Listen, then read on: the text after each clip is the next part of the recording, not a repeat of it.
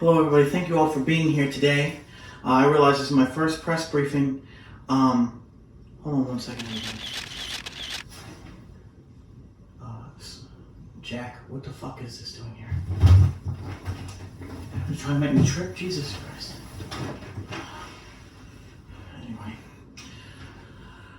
Okay, so I wanted to address the media. I haven't done that in a while. We've had some very important events happen over the past couple of days. We had the election. We had the debacle that was the Jablomi trial, which is set to begin tomorrow. Resume tomorrow. We also unveiled our new flag. We unveiled our new presidential seal. We opened the Octagon. And right now we've been focusing on internal issues. However, I'm trying to gather information about what's going on outside of our country so we can make our interests, so we can best improve our interests globally. Okay, so I guess I'm going to start taking questions now. Go ahead. Mr. President, okay, so what do you think about, are you excited about the new Congress, given the results of the new election? Are you excited to get things done? Okay, so yes, I am very excited about our new Congress. Obviously not, it has nothing to do with the fact, yes, it is nice to have my party, not my party, this is the People's Party, their party in control of Congress. And the PSP, they had some great candidates and they had some good victories throughout the country.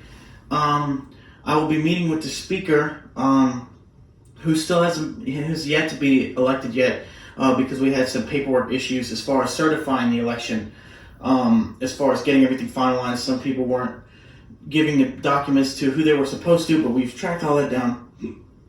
Excuse me. So we have that now. The speaker should be elected soon, and once that happens, I will meet with him and we will discuss legislation moving forward as far as domestic. Mr. President. Yeah, go ahead. Mr. President, could you please comment on the new dig site that is happening outside of St. Helena? And could you please explain to us what is going on as far as the archaeological society is concerned? Okay, yes, that's a perfect point. Okay, so we have had some interesting news come out of the... Let me find my notes here. We have had some interesting news come out of the dig site that is in St. Heather. We've had more and more documents flood our teams over there, and it's just really interesting stuff. Some people in the media and some people in the public are saying maybe it's a parallel universe theory because we've had no recorded record of this country ever existing, but the United States appears to have existed, at least maybe not in this timeline, maybe if you guys believe that multiple universes theory. However, some things just continue to baffle us as far as there was this issue that came up regarding an election just like ours. It's similar time. Very, very interesting stuff here, and I'm going to be declassifying some of that information later on. But yes, very interesting things coming out of St. Heather, and we'll be continuing to release that information to the public because the public deserves to know these very, very shocking facts about the. It's eerily similar. Some of the documents we've uncovered, as far as integrity with the votes and auditing and all that other things. It's very eerily similar to our own Pedopal situation, so it's kind of funny, you know. The Lord moves in mysterious ways, as they always say. So go ahead next. Have you been briefed about the situation with the Japanese Empire and the Republic of China and what is going on down there? And what do you have any comment in the administration? Yes, I have been briefed as far as the situation regarding the Japanese Empire situation and the Republic of China. I have no dog in this fight. I have no allegiances with either nation. However, I do stand for democracy and I stand for Republican values as far as government is concerned. I don't know enough about the situation yet, and our guys have not gotten enough information back to me to give an official position on it. I could very well be wrong in my initial statement or my initial thoughts about the issue, so I want to make sure that I have all the facts first before I can actually comment on it. But if it is how they're saying it is, then I do side with freedom and I side with democracy. That's where I will always stand, and that's where I stand currently today. That's all really I can tell you about this issue, because I just don't know, and I know I'm the president and I should know, but my people have not gotten me enough information about this particular topic to make an informed decision about where we stand as a administration on this issue. Go ahead. Mr. President, could you please enlighten us on your stance and administration's stance on pollution, because your approval rating has gone down because of pollution? Yeah? Okay, yes, okay. So the issue as far as pollution is concerned, I know people are starting to get upset about pollution and want me to address it, and I've been trying so hard to create ways to reduce pollution. We built another recycling center in Fort Perseus, and we actually, the population has gone up significantly. We're trying to do our best to curb pollution. I understand approval rating has gone down a little bit, but we're doing our best. My main focus right now, though, is getting my house in order. I want to make sure everything as far as the government is concerned is ready to go. I want to make sure that our administration is completely cleared out of the bullshit and the bad actors, and I want to make sure that we as a military have the capability of defending ourselves. Now, we are at maximum capacity as far as our military numbers. However, I'm going to be increasing the size of our military drastically going forward. My target goal is about 150,000 ground troops.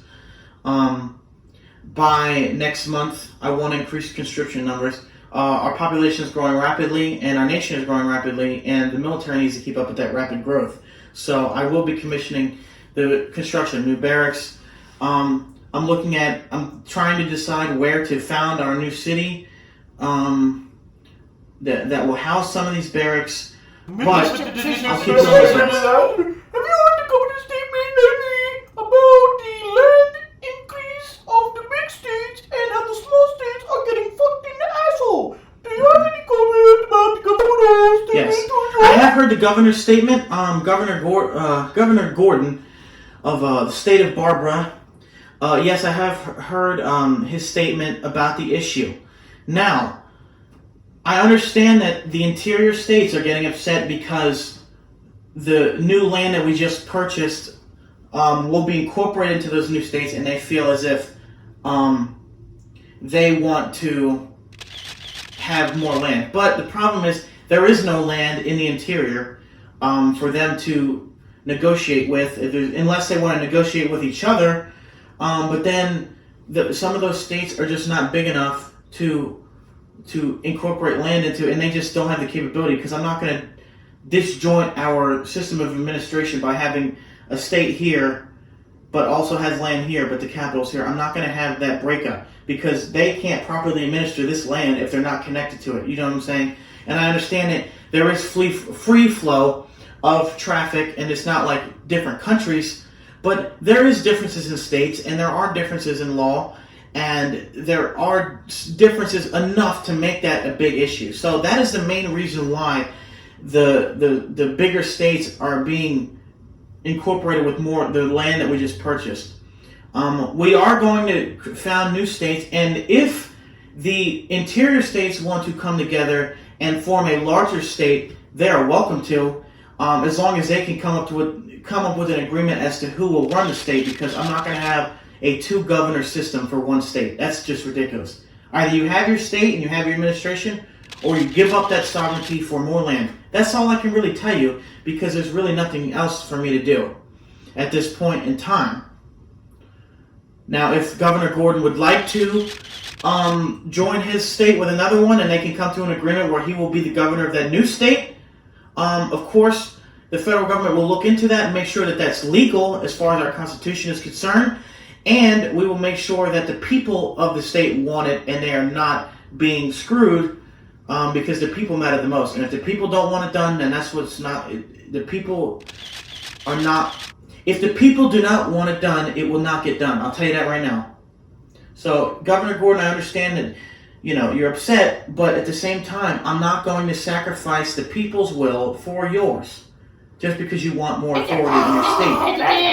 Mr. President. That's all I'm going to say on that issue. Wait, Mr. President. Okay, so would you please explain to us what the food production plan is going forward? Because our current system right now, we are not capable of sustaining. Are you interested in self-sustained, Chad? Yes. Okay, so I'm aware of the food production problems, or the lack thereof. We have no farms, mainly because we just don't have enough. We don't have enough land. Not even enough land. We don't have enough space in our current format for farms. Also, given the fact that the radiation continues to be a problem, not nearly as much as it was when we first started our anti-nuclear initiative, but it still is enough of a problem to hamper food production.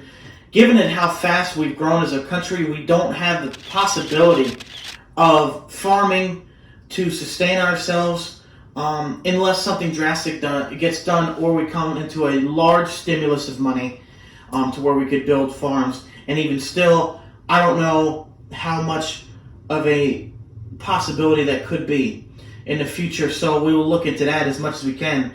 I understand food production is an issue. I understand that our steel mill workers have been unhappy lately because of our extremely inconsistent coal production. I understand that, some of our aluminum workers and our munitions manufacturers are upset because we don't have the proper tools, but those are things, as far as the munitions and aluminum, we have to import those because we can't mine them here. So that's as far as I can tell you. And people are getting angry because we're spending money on the military and we're expanding these cities and adding recycling centers, but we're not increasing our own capabilities to be self-sustaining. Now, I want to be a self-sustaining country, but right now we have to work with what we have, and I'll work as much as I can. But that's really all I can tell you. No more questions. I have to go. Mr. President, could you please explain to us what the new flag,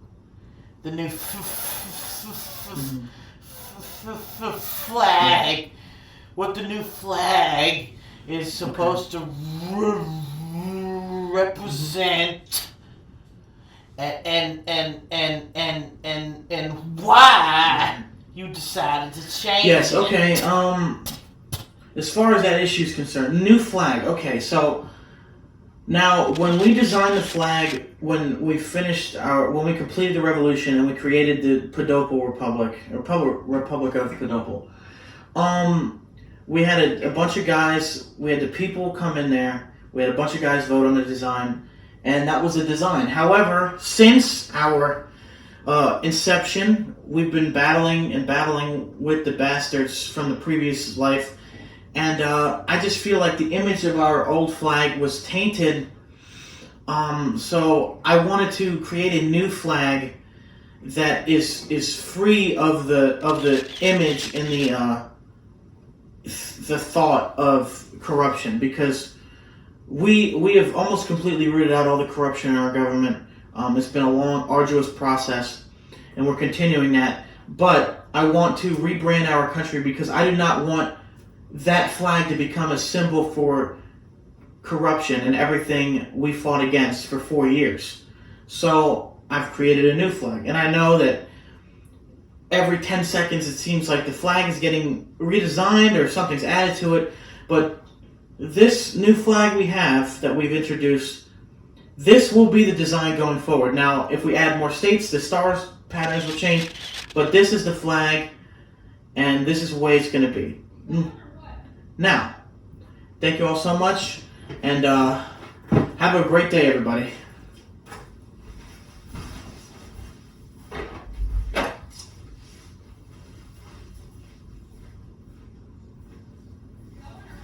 Going where?